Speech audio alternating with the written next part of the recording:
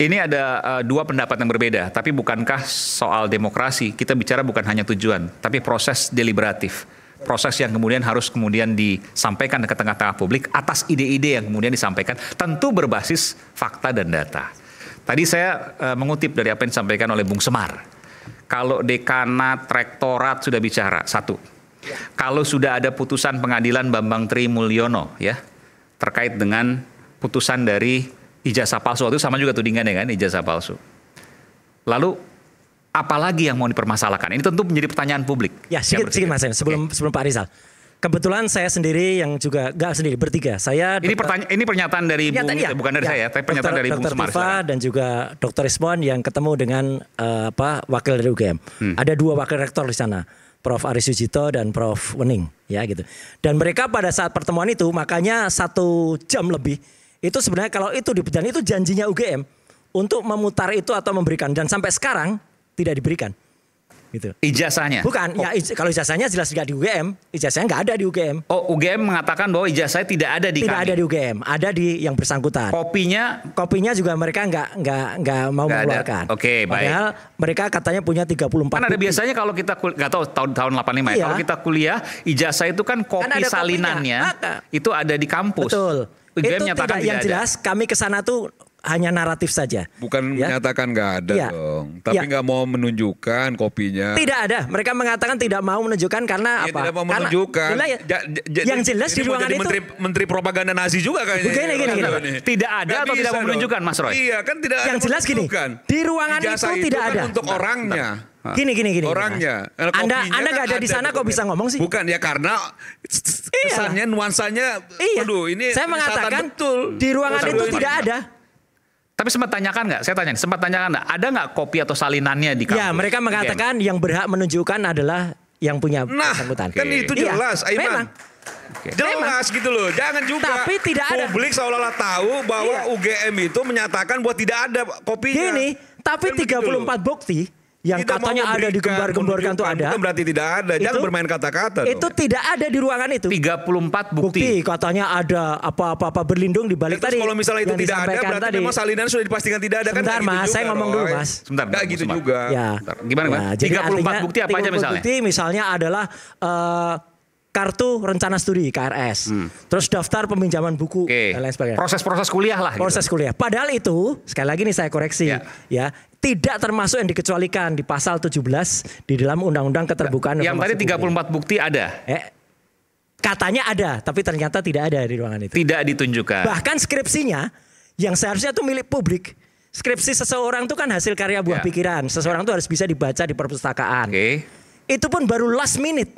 Setelah kita berdebat tentang Undang-Undang Keterbukaan Informasi, dan skripsi itu, kalau ini boleh saya bilang, mungkin di ruangan ini ya, yang benar-benar melihat dan memegang yang disebut skripsi itu, ya hanya kami bertiga dan yang ada di ruangan. Ini itu. boleh saya tampilkan? Iya silakan. Skripsi, ini dan pertama kali ini eksklusif nih? Ya eksklusif, ini eksklusif. Ini skripsi jadi, Pak Jokowi? Ini saya potret sendiri.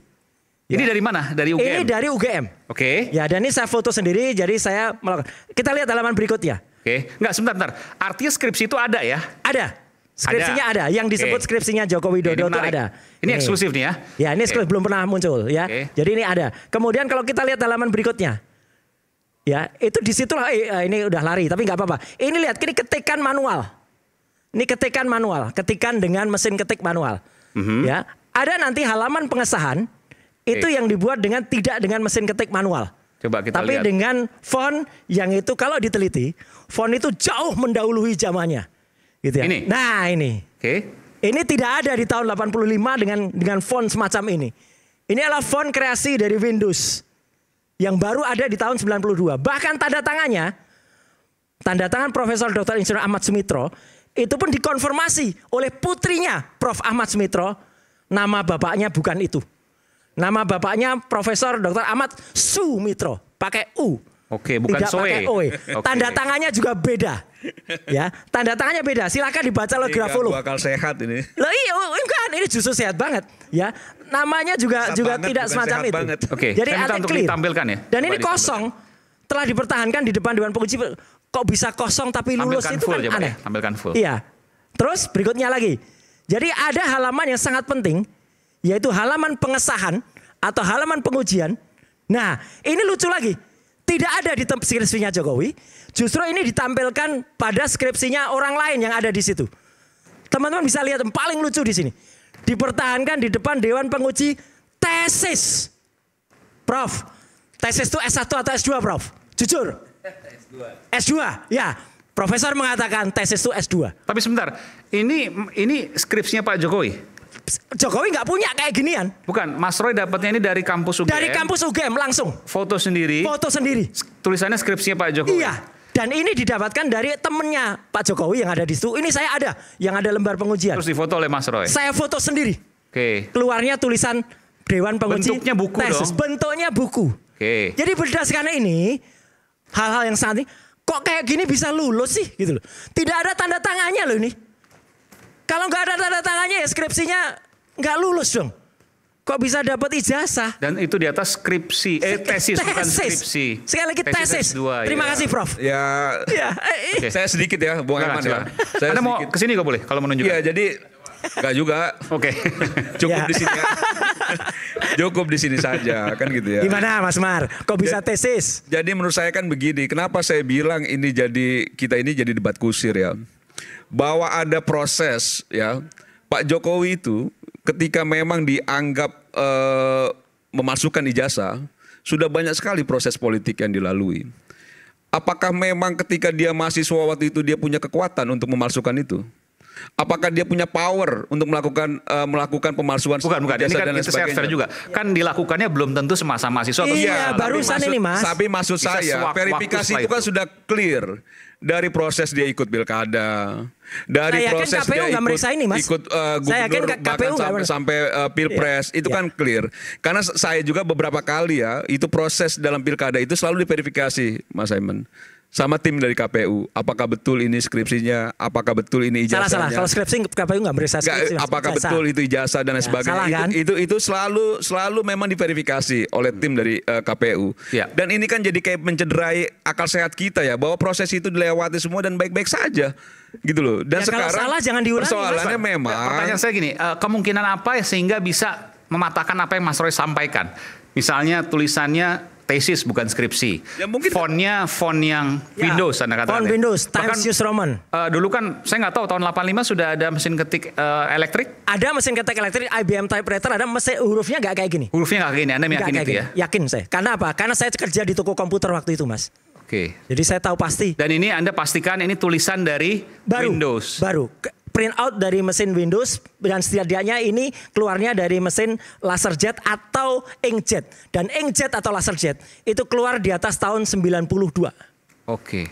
Very clear kalau soal ini. iya kan sudah dijelaskan juga kan Siapa yang jelaskan? sama Gajah Mada kan? Gajah Mada nggak bisa jelaskan ini. Gitu Oh, loh. Anda Itulah. sempat tanya waktu itu Iya. juga? Apa penjelasannya? Oke. Penjelasannya ya udah ya kaku-kaku gitu aja. Kaku-kaku gimana? Bukan, nggak ada penjelasan itu kalau videonya Ya diputar. tadi kaku-kaku itu ada isinya dong. Nggak ada kaku-kaku. Nggak ada. Sebentar gini. Anda bertanya pada Jangan- pihak UGM waktu Saya itu. bertanya pada PUGM. Ya. Yang bertanya Pertanyaannya saya, apa? Mas. Pertanyaan apa? Pertanyaannya apa?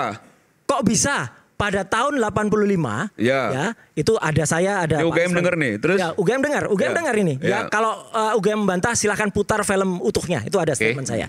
Ya, dan Kenapa? kalau nggak mau ulang itu rekaman audionya saya ada. Oke, Ya sudah, ini lanjut. Ya. Pertanyaan apa yang Mas Roy Pertanyaannya kok ajukan? bisa tahun itu skripsi dengan seperti ini lulus? Oke. Kok bisa? Tidak terjawab. Mereka hanya diam-diaman, Oh, nggak menjawab apapun. tidak menjawab apapun. Dan setelah itu bikin konferensi pers sepihak, Mas. Dan ini konferensi pers sepihak itu ditunjukkan oleh Allah Subhanahu wa taala. Kok bisa-bisanya seorang Profesor Wening Udasmoro yang dia berasal dari Fakultas Sastra menjelaskan jadi Jokowi itu sudah pasti ya itu mahasiswa Fakultas Kedokteran. Salah. Itu slip of tongue. Saya percaya itu slip of tongue, Prof. Tapi nggak mungkin slip of tongue itu muncul wong dia orang sastra.